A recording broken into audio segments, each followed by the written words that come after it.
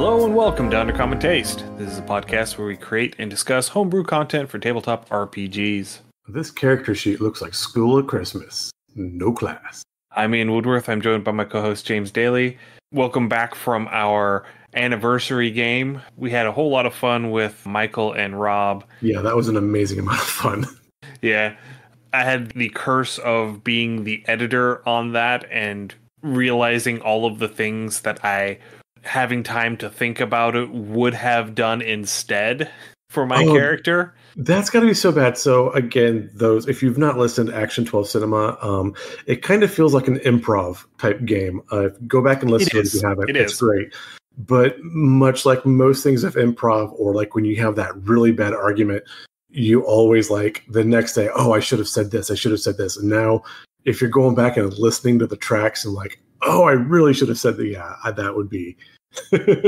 Yeah. I was still too much in an RPG mindset. I hadn't shifted into an improv mindset. And so I got stuck being more mechanical than I really wanted to be. Yeah. I really think that game has a lot of potential. I will be doing some student teaching here probably in a couple of years. And I think there would be a way to introduce that into a class to do like educational gaming for like just to make like the lessons fun type thing. Again, I have a group I play with on the weekends that we're going to be wrapping up Tomb of Annihilation sooner or later.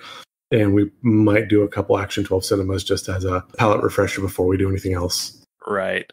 So we started in on talking about some of the changes to the rule set for 5th edition D&D, the 2024 rule set, before our anniversary episode. And we said that we were going to finish up our talk about the classes whenever we got back. We made it through Fighter, alphabetical order, so Bard, Barbarian, Cleric, Druid, Fighter. If you want anything about those, go back to episode 147, which would be the one right before our anniversary actual plays. If you want a more detailed breakdown, including all of the information regarding the subclasses, once again, I'm going to recommend you go over to Treantmonk's Temple, their channel over on YouTube, because he has been doing 1 hour videos for each class, where he goes through breaks down the class and each of the 4 subclasses in that class. And so if you want something a little more in depth, his focus is a bit more on build optimization. So if that's something that you're interested in, I can recommend that channel because he has a lot of very good insights when it comes to those sorts of concepts and ideas. Yeah, I was able to actually go through after our last episode where we were talking about the class, and I was able to watch some of his videos, and he does a very thorough job. And I was happy with how he presented the information. So yeah. And at the time of recording part 1 of this, the class videos hadn't come out yet. But now that we've had, I think 3 weeks, actually closer to a month since we recorded part 1 because of the anniversary game in the middle, all of the class videos have come out on his channel. So everything is there available. Yeah. But we're going to talk a little bit more about the classes, just the base classes and the changes that have been made within the base classes. And we're going to pick up where we left off with the monk. Monkey Monk. The first and most visible change to the monk is that key points are no longer key points. Yeah. They have been changed to focus points. And this is something that a lot of people, ever since Oriental Adventures came out, have been asking for. Yeah, I kind of get calling them key point, especially in the 80s with Oriental Adventures, and you had things like Kung Fu, which was, obviously the 90s sitcom, The Karate Kid, and things like that. You had Bruce Lee. Culturally, it just did not age well. There are monks and fighting tradition styles that range far out of Southeast Asia. So I have no issue with the renaming. They function the same, but cultural appropriation aside, I think renaming them was definitely a good choice. Yeah, it makes sense to have a culturally neutral term. Yes.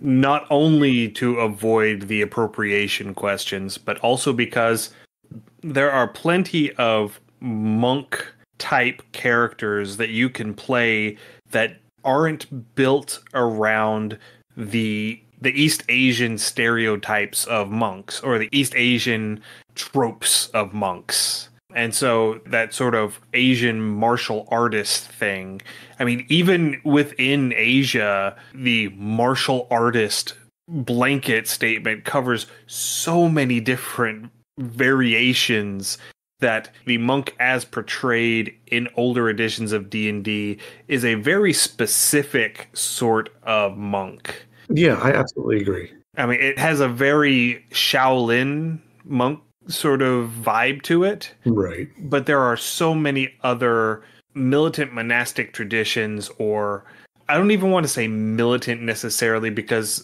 a lot of them aren't military. But they focus on mind and body. Right. A good campy example, look at Jack Black's Nacho Libre. I mean, yes, he was raised, it's supposed to be in a church, but I mean, that would be a monk class. It was about, focusing and learning. And yeah, there was religious beliefs involved, but it was about internal mastery. I would love to see someone play a good, Polynesian monk. And again, you can look at someone like, I can't remember the deity's name from Moana, but again, that Maui? Maui. Again, a big, heavy grappler. Their focus is their body, their self-awareness, their inner strength that reflects their outer strength. And I mean, that is a very strong, and you have traditions like that all over the world. And so, yeah, I mean, getting away from that Southeast Asian, East Asian, Shaolin, I'm very happy we are stepping away from that and kind of broadening our perspective. Yeah. So let's get into the changes to class features that we've got going on here. Starting off at first level with the martial arts die. The martial arts feature in general has been greatly overhauled. Now, instead of having just a very limited set of weapons that can be considered monk weapons, they have broadened it and simplified it to where all simple melee weapons and all martial melee weapons with the light property are now considered monk weapons. I'm okay with this. I think this is a good choice. Again, I know the times I consider playing a monk, I still get in the mindset of a lot of the older editions where it was you could only use monk features when unarmed. And now, especially in 5th edition, you can use weapons. Getting that more spread out, a wider choice is good. I did see they brought scimitars in, and again, I'm a fan of scimitars just from the Drist books. Generally, they used to have a wider crit range, which is nice. Again, playing Neverwinter Nights has reminded me of oh yeah, I want scimitars. Yeah.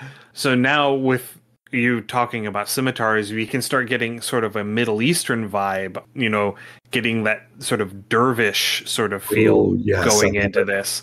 But anyway, continuing on, you can now make an unarmed strike as a bonus action, even if you don't take the attack action on your turn. I kind of like that. It's just kind of like throwing a foot or a hand out just to kind of smack someone upside against the head just as a quick.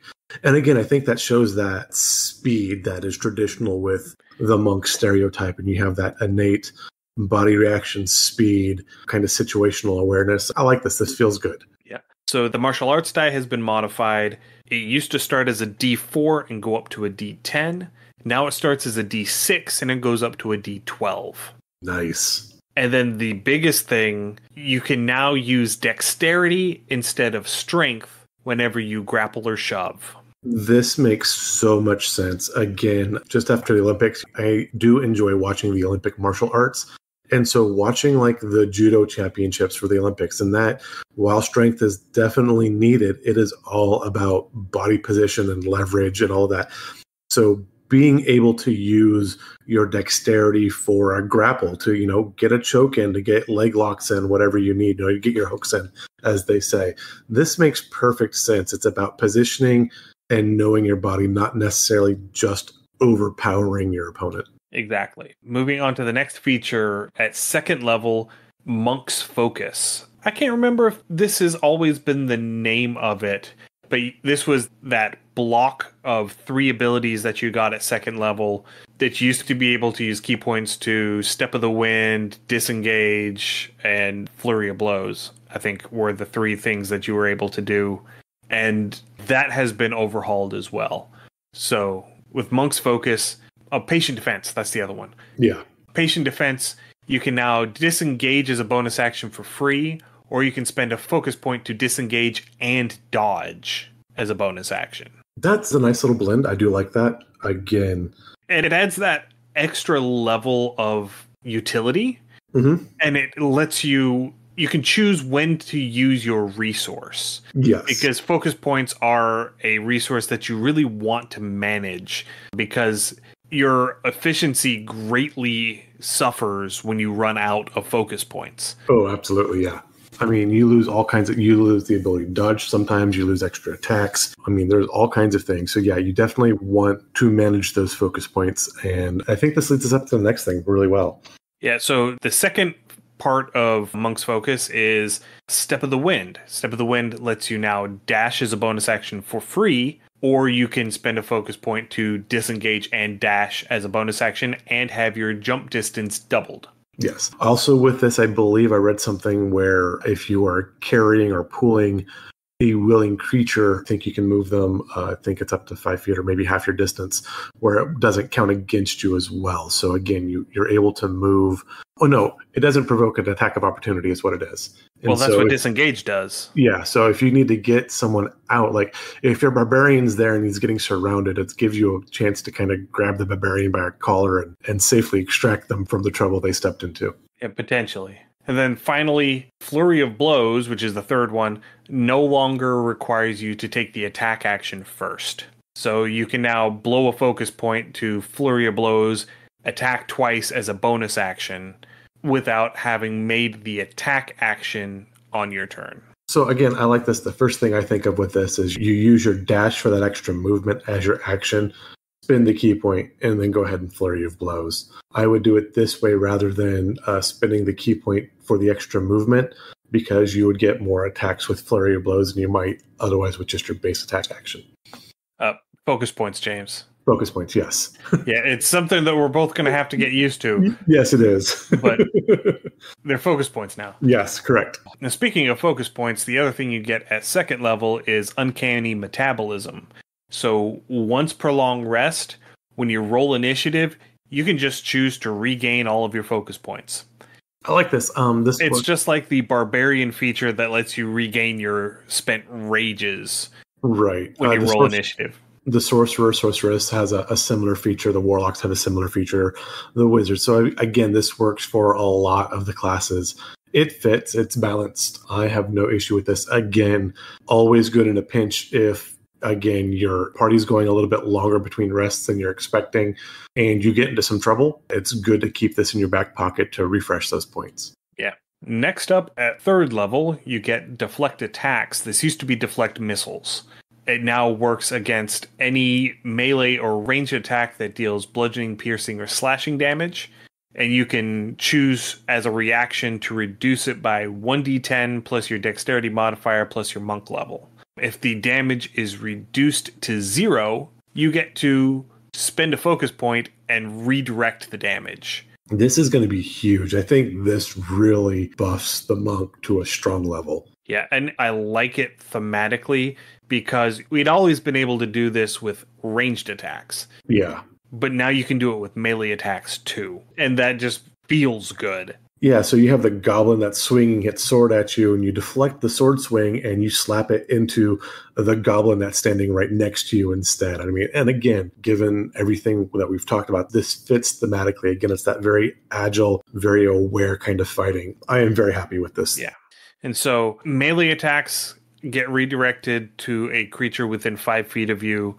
Ranged attacks get redirected to a creature within 60 feet of you. And whenever you make that attack, the target has to make a dex save or take damage equal to 2 rolls of your martial arts die plus your dex mod. So, I mean, if you're looking at, level 19 or 20 monk and you're rolling that D12 martial art die. 2d12 plus 5. Yeah, that's beefy. That's a lot.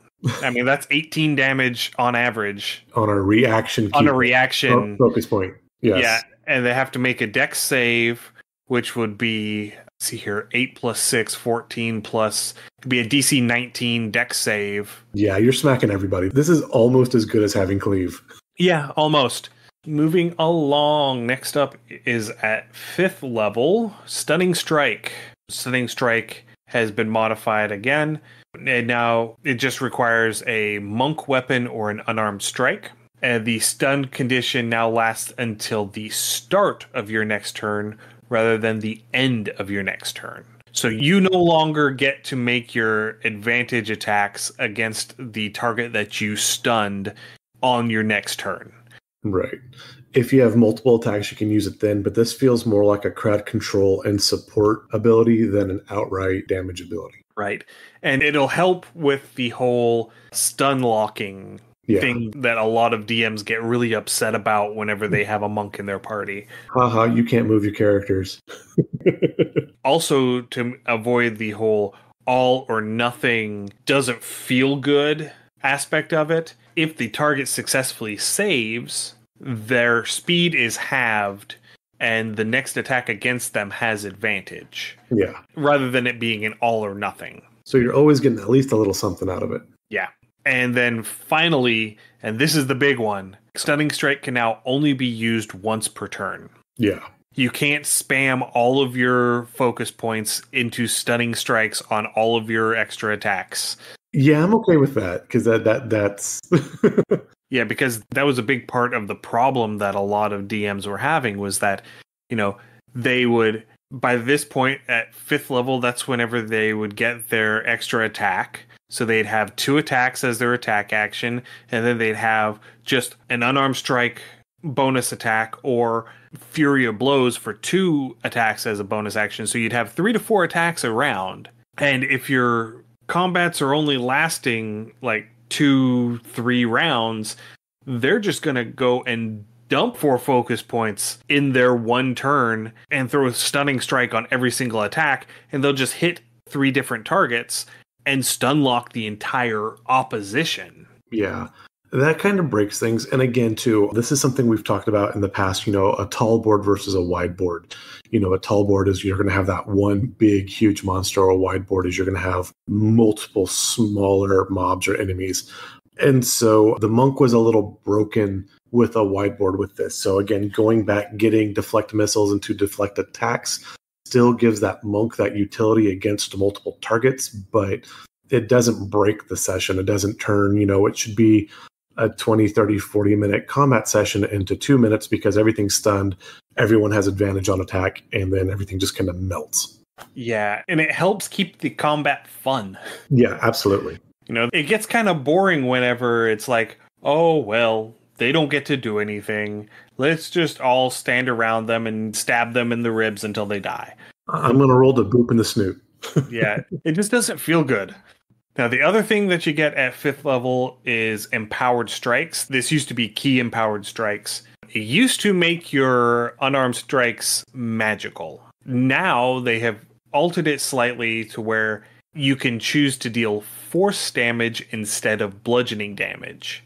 And that's an important distinction. That is a very important distinction, though I don't know how I feel about this one, because this at 5th level made monks really good against ethereal and spectral critters. You know, things that... Yeah, but ethereal and spectral critters are usually lower CR, and monks didn't have really any way to deal with them until they got to 5th level. Right, but I mean, unless you had a magic caster in the group, because those things only really took damage from magical attacks. And so, you know, if you had a line of barbarians and a monk, you know, the monk could do something. I don't know. I do like the force damage. I really, really do.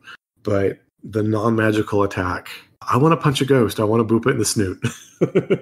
So many of the damage, immunities, and resistances state, you know, bludgeoning, piercing, slashing from non-magical sources. Right. They don't have resistance or immunity to force. Fair. Very fair. And so by changing the damage type, you're now able to actually hit the things that have immunity to bludgeoning damage because it's no longer still bludgeoning damage, but magical. Yeah. It's now force damage. I like this. And this does feel kind of like, is it the ancient one in Doctor Strange who does like the weird soul punch and knocks people's soul out of their body? Yeah. That's kind of what I picture when I read, you know, getting force damage. You know, that's playing into that trope. Yeah, this is a healthier interpretation of that trope. Absolutely. Continuing on, at level 10, you've got Heightened Focus, which improves all of the things that you get from your Monk's Focus ability at 2nd level. So Flurry of Blows now becomes a 3 attack bonus action. That's just nice. Yeah. Patient Defense grants temporary hit points equal to 2 rolls of your martial arts die. And Step of the Wind lets you move a willing creature with you. That's what you were talking about earlier. Yeah, okay. So yeah, that's at 10th level. But yeah, I mean, the bonus HP is wonderful. The 3 bonus attacks are amazing. Honestly, reading through this, like I'd said before with our last things, the new rules kind of make me really consider playing a fighter. Definitely monks are on the table for me now as well. Next up is also at 10th level, Self-Restoration. So you can, at the end of your turn, just choose to remove the charmed, frightened, or poisoned condition from yourself. Yeah, I don't want those anymore. They're gone. And you no longer get exhaustion from going without food or drink. I guess that fits thematically. Again, there are like a lot of ascetic traditions. Right. I almost would want to make that go more cleric, but I definitely can feel it with monk. So yeah, I'm okay with that. Yeah, well, because the D&D cleric doesn't really fit that same archetype. No, he doesn't. No, really. Again, and that type of cleric does fit the monk much better. The D&D cleric is more like your Knights Templar sort of European monastic knight almost. Yeah. With the baseline being the cleric and then the true zealots being the paladins. Yeah. I mean, from a European tradition, the monk would be more like a friar or, again, there were very martial-oriented monasteries as well. So again, this does fit. So yeah, no, like I said, I'm okay. This fits thematically. I am okay with these rules as they are. All right. Next up at 13th level, we have Deflect Energy, which lets you now use your Deflect Attacks ability on all damage types. So you can now deflect spells. I don't, so the dragon comes up, breathes dragon fire on you, and you're like, slap it. Nope. I think it still has to be an attack roll. So I don't think it would work on like Dragon Breath because Dragon Breath is a saving throw. Okay. Then I feel better about it. Again, there are some things you shouldn't be able to slap away. But, if there was like a Ray of Enfeeblement or like Chill Touch, yeah, that you should be able to deflect. That would be okay. You also have to take into account that it is a D10 plus your Dex modifier plus your monk level. Yeah. So at this point, see here, this is 13th level. So that would be a D10, let's say plus 4 plus 13. So a D10 plus 17. Yeah, that's a decent chunk of damage that you are reducing. But the things like Dragon Breath are going to be more than 18 to 27 points of damage most of the time. Also very, very fair. You're not going to be able to, reduce it to 0 to deflect it. And then on top of that, if it's a dragon, it's probably immune to its breath weapon damage type. So it won't do you any good to deflect it back at the dragon. Also very fair. But this could be fun, deflecting it onto one of his little lackeys that also happens to be in combat with you. Absolutely. I'm thinking something more like deflecting Melf's acid arrow. Yeah, I mean, that would be a perfectly reasonable use of this spell. Deflecting fire bolts. You could deflect Scorching Rays or Eldritch Blasts or things like that. You know what? I love my Warlocks. I love my Warlock class. That would be a very just uplifting moment to deflect an Eldritch Blast back into a Warlock's face. It would, wouldn't it? No, you. So next up at 15th level is Perfect Focus. When you roll initiative, if you have fewer than 4 focus points left and you haven't used your Uncanny Metabolism, you can immediately regain focus points to bring you back up to 4. So if you're running low, but you don't want to use your Uncanny Metabolism to fully refill it yet, and you're like, okay, we've got a boss fight coming up like 3 more rooms away. I want to be at full focus points for that boss fight, but I have this fight now, and I only have 2 focus points left. You can choose not to use your Uncanny Metabolism when you roll initiative and instead just regen up to 4. I like this. This is a good bit of resource management. And again, if you're up to 15th level, you're not your average bear at first level in 5th edition. By the time you're at 15th level, you are a significant entity. So again, this feels about correct. So here at 18th level, when you start your turn, you can spend 3 focus points to gain resistance to all damage types except force for 1 minute or until you're incapacitated. Monk slap fight. That's all I have to say. Now this is just a pure mind over matter sort of thing. It is, but as a DM, monk slap fight. And then finally, at 20th level, the capstone ability, Body and Mind, has been modified so where your dexterity and wisdom scores each increase by 4 up to a maximum of 25. That's beefy. Yeah. That puts you to a plus 6?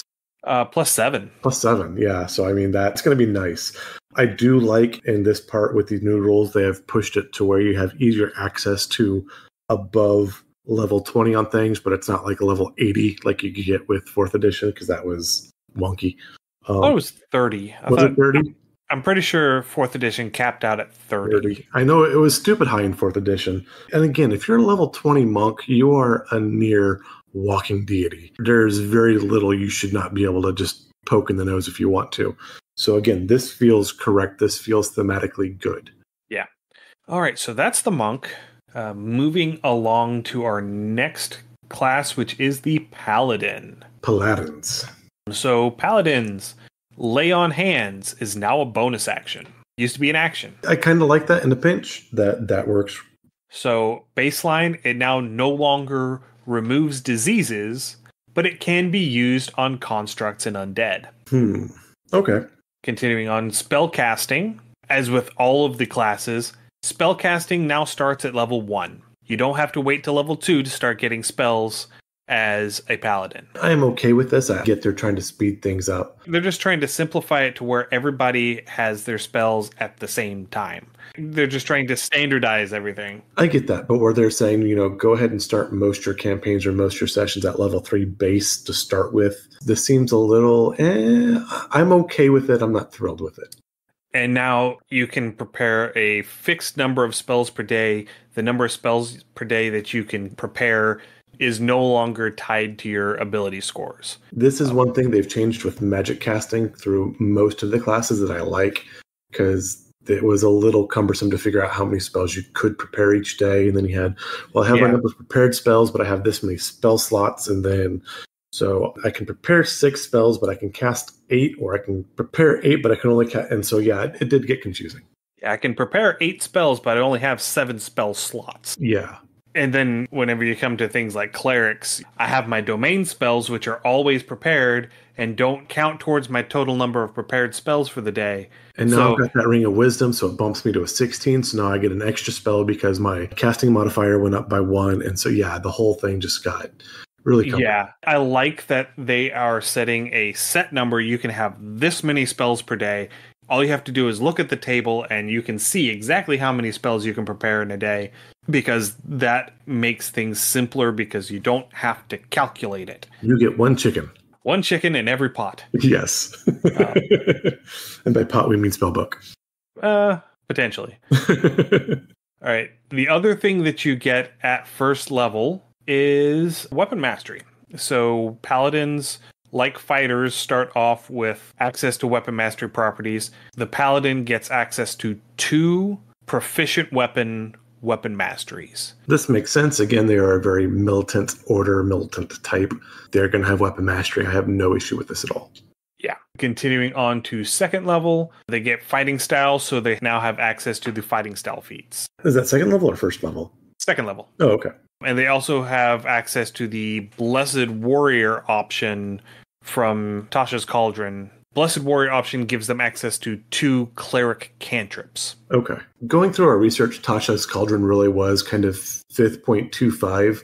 If you don't really have the funds or want to go and drop, the $60 to $80 for the 2024 handbook, which, I probably will because it's fun. But you can go back to Tasha's Cauldron, and that seems to be the foundation they use to lay a lot of this groundwork. So if you kind of want that middle ground and you don't want to spend, some money, but not as much for a whole new player's handbook, Tasha's Cauldron. And, all of that stuff is available on the internet for free if you just Google it. Yeah. So that said, go and support your local game store, because without them, we have no books, we have no place to play. But in a pinch, PDFs are a thing.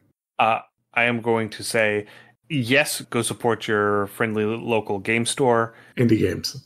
But do it with indie games. Fair, very fair, yes. Yeah. Hasbro doesn't need more of our money. PDFs are still a thing. I know that we're talking about D&D right now, but Hasbro doesn't need more of our money. Very fair. Especially since D&D and Magic the Gathering are literally the only two properties that are keeping Hasbro afloat. Yeah. Anyway, rant over. Paladin Smite is the other thing you get at second level. It used to just be you blow a spell slot and you pump that many d8s of radiant damage into a melee attack. They have changed it a little bit to where now instead you get the Divine Smite spell as a permanently prepared spell. I mean, it basically was anyway. Well, yes, but rather than having all of these smite spells and then having a class feature called Divine Smite that does some of the same things, it added some confusion there. And so I like that they are simplifying things by just taking the function of it, turning it into a spell, and then just giving the feature access to that spell. So it can now be used with unarmed strikes because it now specifies a melee attack, and there are no longer melee weapon attacks.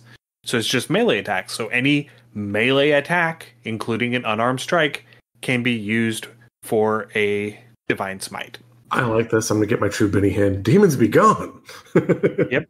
That was always one of those gray area things from the 2014 rules. Can I use this on an unarmed strike or not? The answer now is definitively yes. Yes. And then finally, you can now do it as a bonus action, which you can take immediately after hitting the target. So you don't have to declare it before you make the attack. Yeah, this feels good. This feels about correct. It always sucks wasting a smite. All right, moving along. Level 3, Channel Divinity. So Channel Divinity, now you get 2 charges of it. It used to only be 1. It recharges all expended charges on a short or long rest. Used to just be a long rest. And now, as part of the Channel Divinity, the Paladin's Divine Sense class feature has been bundled into it. So you can use Channel Divinity to use your Divine Sense, and when you do, it now lasts for 10 minutes instead of 1 minute. I'm okay with this. Again, some of the Divine Sense is helpful situational, and especially if you're not in the exact place to use it, it's good to have with you carrying in. So I'm okay with this. So next up, 5th level, Faithful Steed. You now have the Find Steed spell prepared, and you can cast it once per long rest without using a spell slot. This is a callback to classic Paladins. Yes. Classic Paladins always ended up getting their Divine Steed, their Faithful Steed, as they hit a certain level. And so this allows them to have that again. Yet another reason to hate Paladins. I have this weird, I strongly dislike horses. They are evil. Nobody else sees it. They are plotting against you. They look sweet. They act like they like you, but really they hate you and they're going to take over the world, or at least attempt it. Paladins do nothing but to help horses in their goal. It's one of my many, many things why I don't like Paladins. So Paladins and their horses, both boo. So now I have to make a gnome paladin with a pony mount. It'd be a halfling paladin, but yes. Gnomes are creepy too, but... Just to squick you out. Yeah, you would. You know I would. I know. Moving along, 9th level, Abjure Foes. You can use Channel Divinity to cause a number of creatures equal to your Charisma modifier to become frightened of you.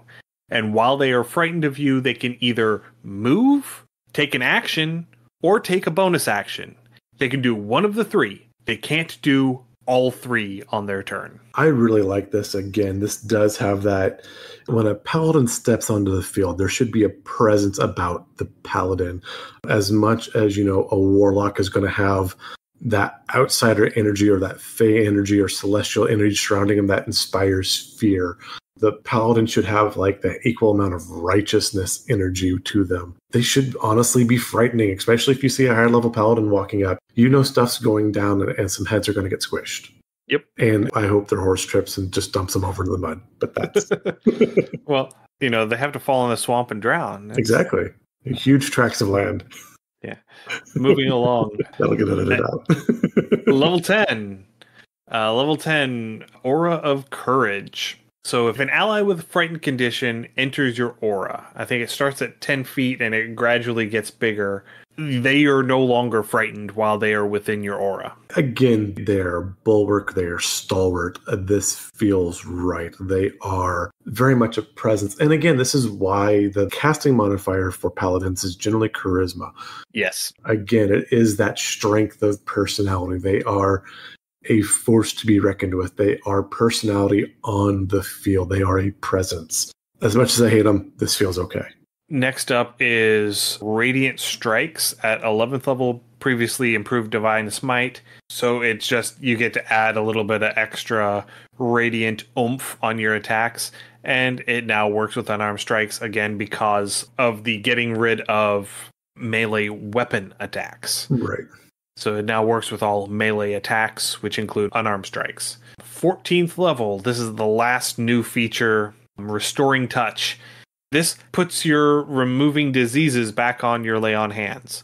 You can basically get access to lesser restoration, and for every 5 hit points of your lay on hands pool that you push into this, you can remove 1 condition that lesser restoration would remove. So if they are diseased and poisoned and blinded, you can push 15 points of lay on hands into that and cure all 3 of those conditions. I'm okay with that. I just want to say, if you're the type of person that wants to play a paladin, play the game you want, just know that there is a non-zero chance that I will kick in the door and melt your miniature on the table, putting that out there in the world. Why you gotta be so hostile? Because they're paladins. I need to sit down and actually play a paladin once, just because. Yeah, they're paladins. Ew. Moving along. Poor Ian. Again, this is where Ian and I are perfect opposites of the same coin. Ian does it.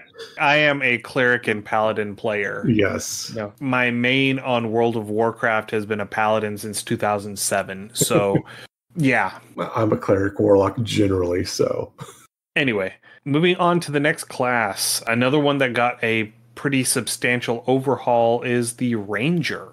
Again, with spellcasting, they now get it at 1st level instead of 2nd level, and they can now use a druidic focus to cast their spells. They didn't used to be able to do that baseline, and so they had to always have the material components to cast their spells. And while I like the concept of a ranger being resourceful and finding components for the spells, it would make a lot of sense to me for a ranger in the wilds to come across a druid grove that they could ally themselves with or become friendly with and adapt and use some of the druidic magic informs.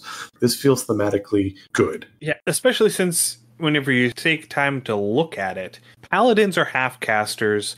They are half fighter, half cleric.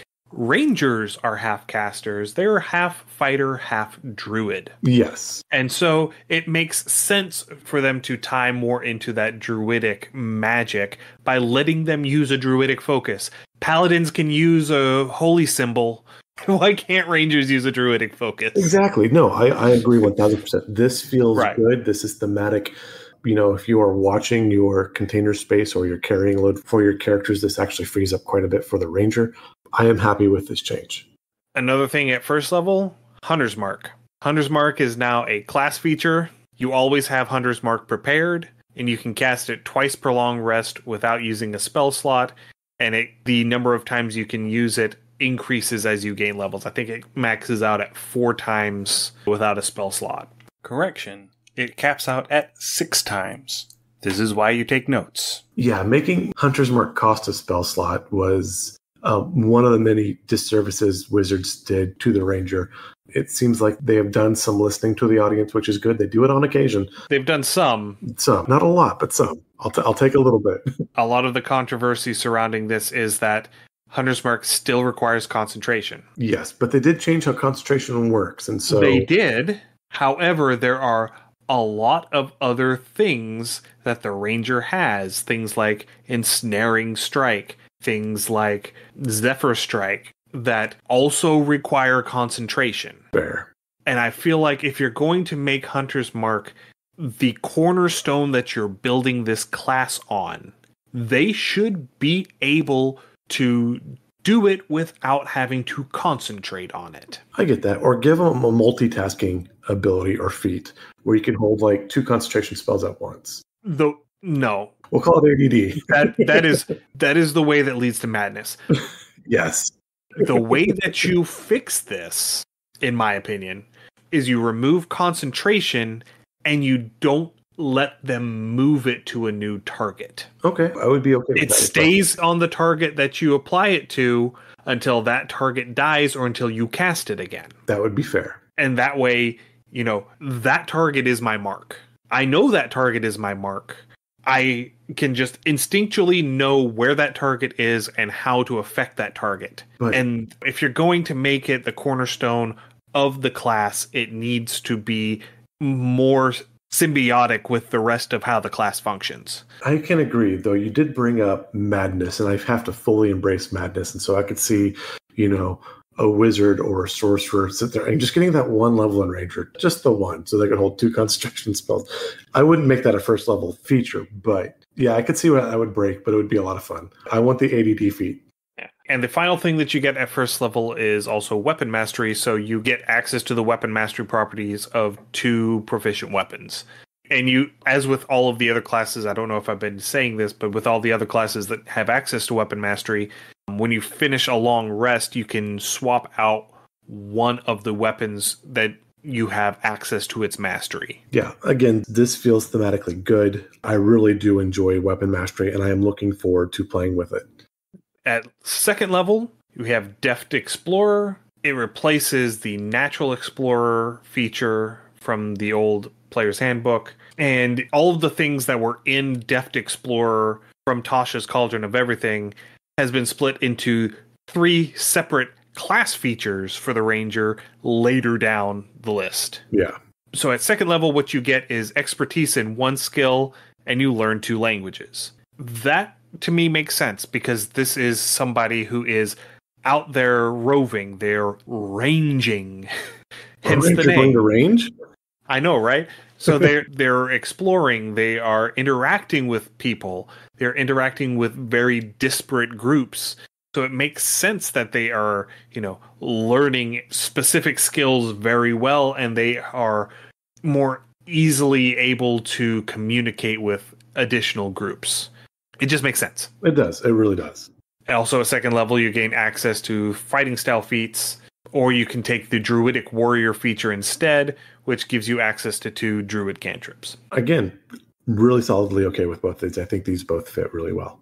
Moving along to level 6. Level 6, you have Roving, which increases your speed by 10 feet, and you gain climb and swim speeds. I think the climb and swim speeds are equal to half your speed. They might be just equal to your speed. I didn't think to write that down. Oops. Yeah, I didn't see any distinction on them either. This is going to be very situational. That extra 10 foot of movement can come in a pinch, especially depending on what the battle map looks like. Climb and water, again, that's very situational, but when you need it, you really, really need it, and it's good to have it. Right, yeah. Next up at level 9, expertise. You gain expertise and 2 more skills. It's that simple. It's what it says on the tin. Yeah. Again, much like your bard or your rogue is going to get expertise, picking up more skills, your ranger's out developing skills, just real world, having to use and figure things out. This, again, makes sense for the character type. Next up at 10th level is Tireless, and this is one that's really nice. As an action, a number of times per day equal to your wisdom modifier, you can give yourself temporary hit points. You just do it. And I get a buff. Yeah. And then you are now able to actually remove exhaustion on a short rest rather than on a long rest. Again, they're used to being out in the wilds. They don't need as much in the way of downtime or comfort or things like that. Thematically, this does fit. Again, bonus XP, especially if you're feeling low and the cleric's out of healing spells. And while I've got this in my back pocket, is a nice one to pull out. Right. Next one is at 13th level, Relentless Hunter. Damage can no longer break your concentration on Hunter's Mark. Fair. I mean, it's good. Don't get me wrong. It is good. However, it's still concentration. It's still concentration. That is my biggest gripe about it, because so many of the things, like the smites that a paladin has, are augmentations to your attacks that make your attacks do extra fun magic stuff, but all of them are concentration until you use the attack. Right. And so because of that, I feel like the ranger specifically has concentration overload built into their class. I can see that. Next up at 14th level is Nature's Veil. This is another huge upgrade from the 2014. This replaces the Vanish feature that they had. So rather than, taking an hour to disguise yourself, or I guess that was in plain sight, wasn't it? Yeah, that was in plain sight. Hide in plain sight. But anyway, it doesn't matter because it's just better. So as a bonus action, you can just become invisible until the end of your next turn. I mean, yeah, that's hard to sneeze at, especially if you've multi-class line. You got like a couple levels in Rogue for sneak attack.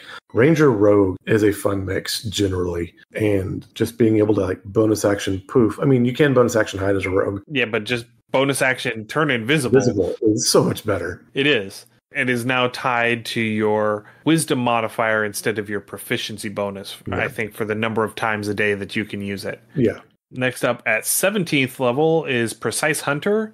You get advantage on attack rolls against your Hunter's Mark target. That really should be further up, I think. That should probably that should be like a little 5-6-ish. I mean, same thing with favorite enemy. I mean, really, favorite enemy is still underwhelming. It used to give you like an extra 1 AC, extra 1 attack, and extra 1 damage in 3rd edition. And now it's like, oh, you can free Hunter's Mark. They really do need to improve that. But it's not like we're a homebrew podcast and we can homebrew our own damn rules. So right. Heaven forbid. But honestly, if you remove concentration from Hunter's Mark, the Relentless Hunter at level 13 no longer applies because there's no concentration to break. You move this up to 13th level. I think that feels better. Yeah, that would feel much better. Definitely better than 17. Yeah. Continuing on, level 18, Feral Senses. It's been streamlined down to where now you just get blind sight out to 30 feet. Okay. Well, I mean, why not? I'm okay with it. It's a little underwhelming for level 18, but blind sight's really nice to have. Well, compared to what it replaced, it is a huge upgrade. This is true, yes. Because it used to be that you were aware of creatures within 30 feet of you that you couldn't see. Yeah. They're somewhere in this room. Yeah, exactly. It was a poorly worded ability. Yes. And then underwhelming capstone here, but Foe Slayer at level 20, Hunter's Mark now deals an additional D10 damage instead of D6 damage. Yeah, that's... So what I would do is I would take Foe Slayer, and if we went to take that, what was number 17, that Precise Hunter, and switch out that for the number 13 skill, I would move that Foe Slayer to 17 and give the Ranger something good for level 20. Yeah, we don't have time to concoct a level 20 ability right now, but yeah. But yeah, I mean, there's a lot of improvements with the Ranger, which is good to see. It's not quite there yet. That said, the Rangers are going to be far more playable now. Things they fixed back with Tasha's too is, how your pets and your companions work, where they share your initiative and things like that, which was absolutely stuff that had to be reworked from when the first 5e rulebooks came out. Right. So next up, we have our Sorcerer. So this is the point during editing when I realized we skipped over the Rogue. That was my bad because I was directing all of this, but we will come back and talk about the Rogue at another point in a later episode. And now Sorcerer is another one that got a huge rework for the 2024 rules. They did. And of the reworks, I think the Sorcerer is the one I am least happy with, honestly. That and the Wizard. I'm not a fan with what they did to the Wizard either. But yeah.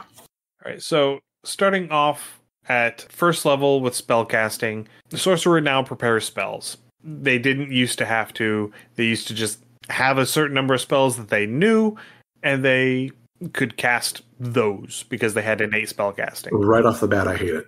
I hate that. I loved the innate spellcasting of a sorcerer. It came from a different source. It was their personal will, their personal power. That's why it was charisma based. And now they have to prepare spells, and it feels wrong.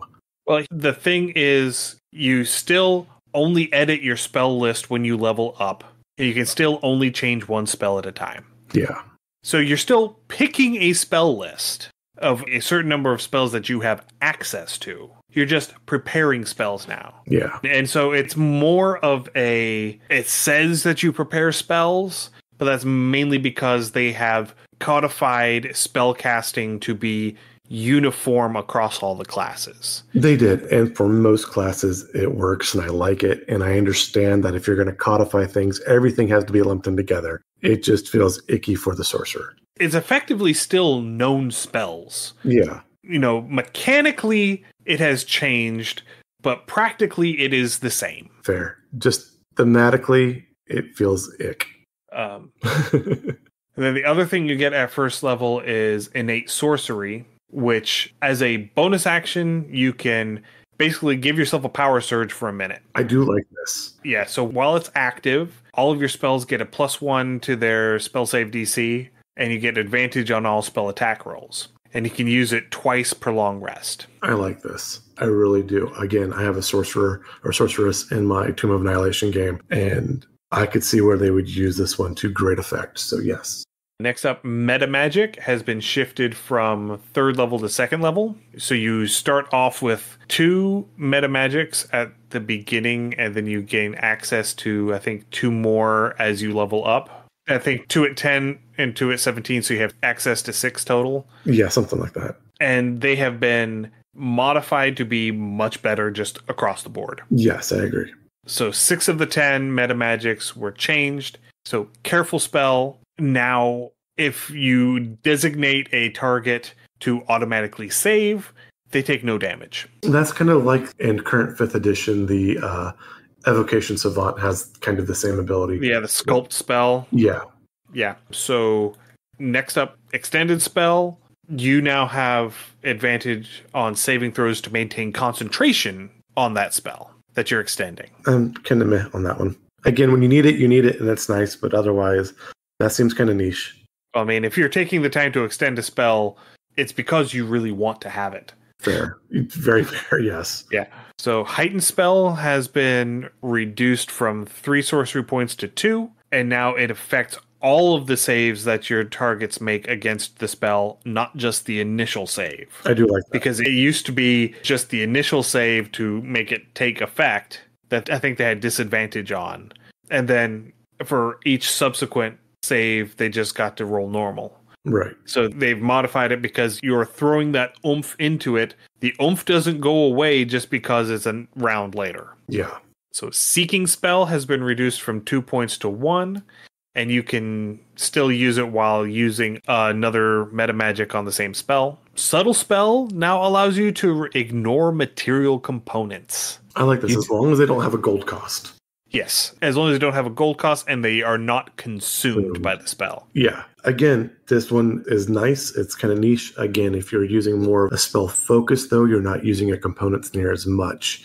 It would depend on how your DM is playing the magic system and which way, again, whether they're actually tracking spell components or not, but not a bad bonus.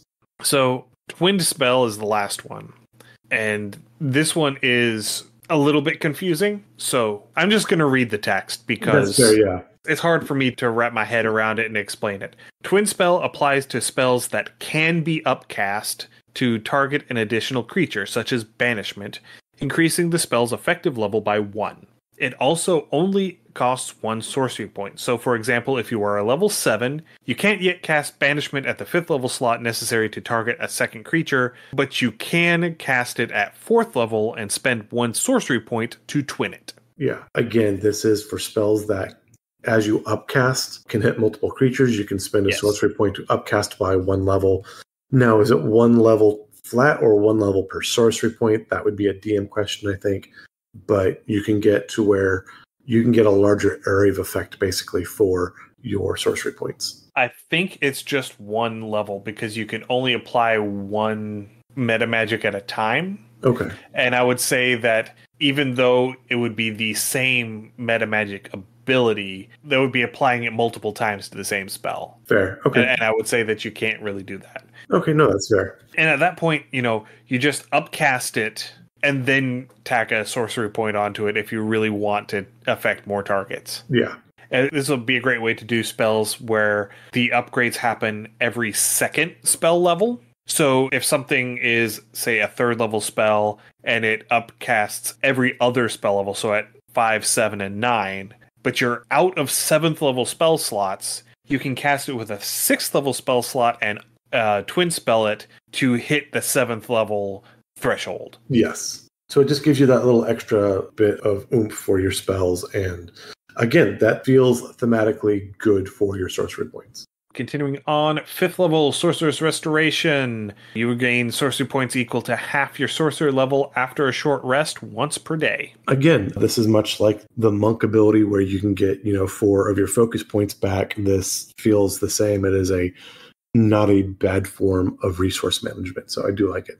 Next one is Sorcery Incarnate at 7th level. You can choose to spend 2 sorcery points to gain an extra use of innate sorcery, so the thing that gives you the bump to your spell save DC and spell attack rolls. And while active, innate sorcery lets you apply 2 meta magic options to every spell. Yeah, so that's where we could possibly stack that one. And again, it's not one use, but it's both uses of that innate sorcery. So again, this does feel like a good, I'm not going to say a panic button, but when you absolutely need to kick in the door, this is absolutely a good one to hit. Yeah. And then at level 20, their capstone, it's just a great name, Arcane Apotheosis. Yes, I love that. And so while active, innate sorcery lets you use 1 meta magic option for free each turn. Yes, please. So you get to throw a meta magic onto 1 spell per turn without spending sorcery points on it. Yeah, so again, you pair this with the restoration, so now you get 4 uses of this innate sorcery. This feels good. I do like how the level 20 sorceress feels. Again, thematically, there are things I dislike, but that's personal flavor. This 20 capstone feels really, really good. Yeah, this is one where I think they hit it out of the park with this one. Yeah, absolutely. And that's it for the sorcerer. It is a major overhaul without changing a lot of things. It just goes to show, the things that were wrong with the sorcerer in the 2014 book were small but substantial. This is what we'd call in chemistry an elegant solution. You get a lot of stuff done with very small minor changes. You don't have to write chapters. It's like, let's fix this, this, and this, and it does a lot of work. And speaking of things that are elegant solutions, next up is the Warlock. And the Warlock doesn't have a whole lot of changes either. No, I think, and again, because where Tasha's really was 5.25, and they did a lot of work with the Warlock and Tasha's. Again, if you don't want to go fully into 2024, a good copy of Tasha's will get you most of the way there. Yeah. All right. Starting at 1st level, Eldritch Invocations have been reworked. So you now just automatically start with 1 invocation at 1st level. I'm good. All of the packed boons that you used to get are now invocations. And you get to choose one at level 1. And you are no longer limited to just 1 as you level up. This does feel good, yes. So you can have Pact of the Chain and Pact of the Tome both as invocation features. Yes. And you gain more invocations as you level up, and you get them sooner. But the big one is cantrip buffing invocations can be applied to cantrips other than Eldritch Blast. This makes me so incredibly happy. I can think of a list of cantrips, obviously like Chill Touch. Chill Touch is a melee range now. Yeah, okay, fair. Ray of Enfeeblement would be way up there. Ray of Sickness is up there. Those aren't cantrips. Are they not cantrips? Are you sure? I thought those were cantrips. Ray of Frost is a cantrip. Ray of Frost is a cantrip. Okay. Firebolt is a cantrip. Absolutely, yeah. Toll the Dead is a cantrip. Oh, yeah. But yeah, I really like that because it got to a point where you either had to take Eldritch Blast or you had to have a suboptimal Warlock for flavor reasons. Yeah. And it just didn't feel good. No. Again, I do like this. Now, a DM call, because it just says cantrip. So, I mean, again, if you still wanted to multi-class and got things, like, again, the Bard spell list, the Cleric spell list, they had access to some of these other cantrips. And then you put your invocations on them, you can do a lot of fun stuff. Yeah. And invocations are apparently no longer fueled by spell slots, with the exception of Eldritch Smite, which makes sense because it's basically the same thing as a Divine Smite, which is fueled by spell slots, or used to be fueled by spell slots, and now is just a spell that you can cast. See, the listeners, don't play Paladin, play Warlock. Don't listen to James. Don't listen to this bitter old man. Live your dreams. By playing a Warlock. By playing a Paladin. Continuing on, level 2, Magical Cunning. Once per long rest, you can complete a 1-minute ritual to restore half of your maximum Pact Magic spell slots. Again, this is that resource management. The Warlocks are getting it a bit earlier than the other classes, but this was a big complaint with Warlocks in 5th edition was, unless they took a long rest when they ran out of steam, they really ran out of steam.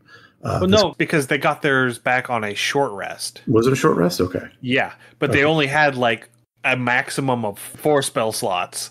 So, to use a crude term, you blow your wad, and then you're stuck pinging things with Eldritch Blast. Yeah.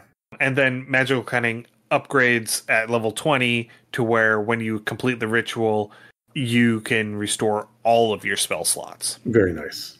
Next up at level 9, this is one that I'm excited about. Contact Patron. Oh yeah, this feels really, really good. So now, once per long rest, you can use Contact Other Plane without using a spell slot as a ritual to contact your patron. The amount of RP possibilities. And you automatically succeed on the intelligence saving throw to make the spell work. Yeah. Because Contact Other Plane, there is that chance that whoever's on the other end of the line doesn't pick up the receiver. But because this is your patron, when you use Contact Other Plane to get in touch with them, they will pick up. This is absolutely Dresden on the shores of Lake Michigan calling out to Mab and summoning her in. This feels good. Like I said, the amount of RP possibilities with this are absolutely boundless. This will be a lot of fun. Yeah, because we had complained before that the Warlock didn't have enough built-in patron play, basically. Yeah. Contact with your patron wasn't cooked into the class in the 2014 book, and that was something that we felt put a whole lot of onus onto the DM to try and figure out, okay, how am I going to keep their patron relevant in this storyline? Yeah. That is the thing a lot of Warlock players do forget is, you have these spells because you've got a spiritual sugar daddy / dommy mommy, whatever you want. Yeah. They're not giving you the stuff for free. You have a contract. Yes. You have things to give in return. And so, if you contact patron because, I've got this new ability and you've not been fulfilling your end of the deal, they may answer the phone, but they might not be happy. Yeah, it might be the equivalent of getting cut off. Yeah.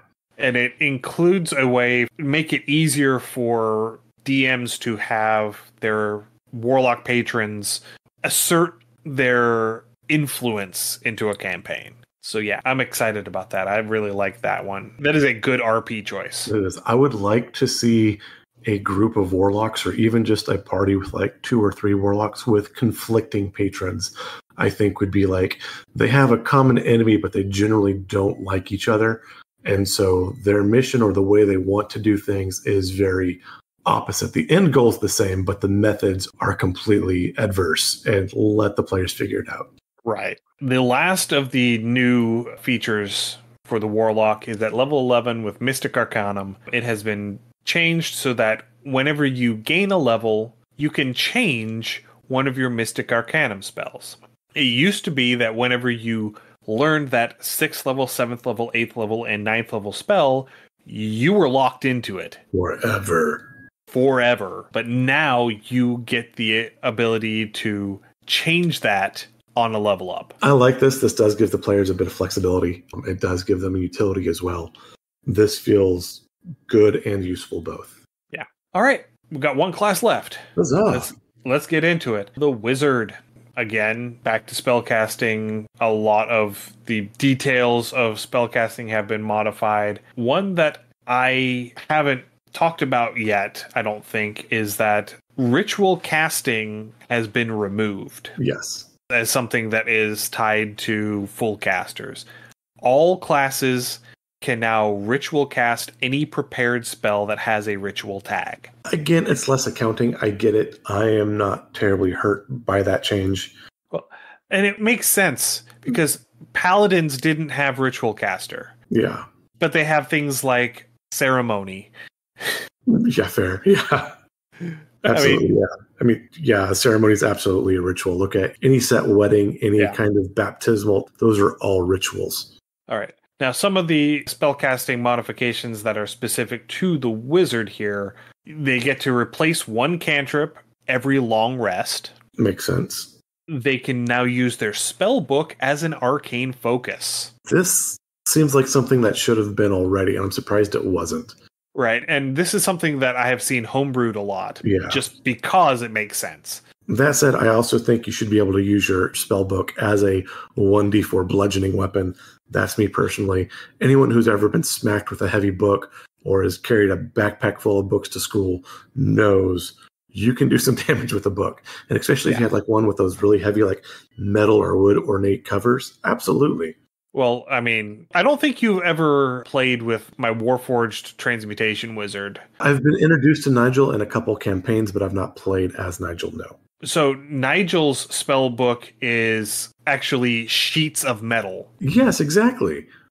Because he is a transmutation wizard. Yeah. And so he has inscribed them into sheets of metal, mainly because he has lost the dexterity to hold a quill. Fair. And so that was my backstory workaround for that. And I totally get like the image of like the golden record they put on Voyager for the spells and the spell pages. And again, that makes perfect sense. And if you wound up and smacked somebody with that, even if your wizard's got, a strength of 8, so you're taking a -2, it's still going to hurt. Strength of 8 is a -1. Okay. Yeah. Okay. And then the last detail is that it is now faster and cheaper to make a backup spell book. Again, I'm okay with that. Yeah. So they get Ritual Adept at first level as well. So it still uses all of the same ritual casting rules from the old set. But now you can cast ritual spells from your spell book without having them prepared, which is a big deal. It is, yeah. And I like that because I like the idea of using your spell book as a reference, and it never made any sense to me whatsoever that I could not cast a ritual spell when I have the text for the spell right here. I've got the instructions and the recipe right there. Yeah, no, I absolutely agree with that. I will say with up next, for most of these, we are not talking about subclasses. One of the things that really hurt my heart with this edition is they have limited the subclasses for wizards. No longer is there a subclass for each individual school of magic. They are kind of lumped together, and you've got your standard, I believe it's 4, which is what most classes have. So that does honestly hurt my heart a fair bit, and we will move on from there.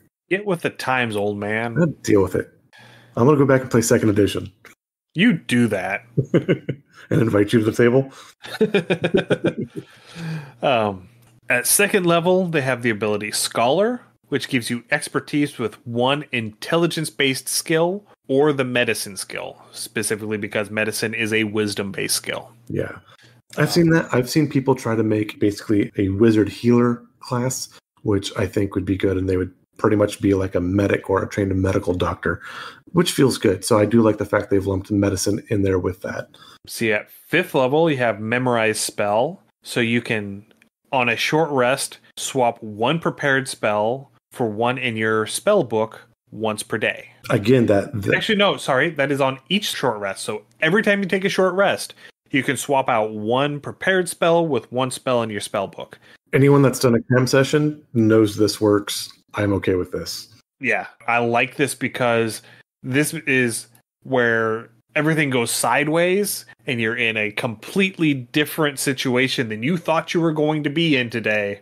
And so now you are able to modify your loadout to get that one spell that is really going to help a lot right now.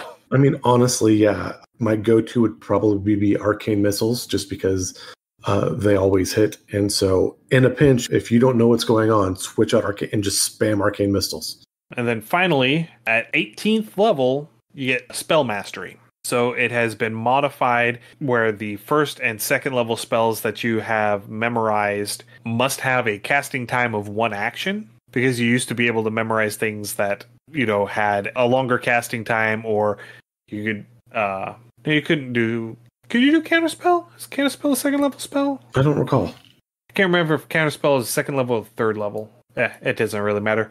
So now you can swap out one of your memorized spells with this feature after a long rest rather than after 8 hours of dedicated study. Yeah, so with that, it would generally cost your character that long rest, and then now you're chancing exhaustion levels and things like that. So with that out, again, this does feel good.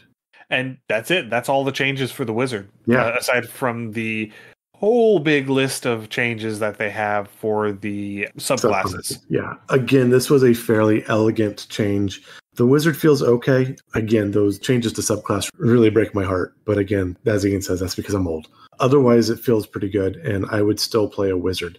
I really do want to play a monk. I kind of want to play a fighter.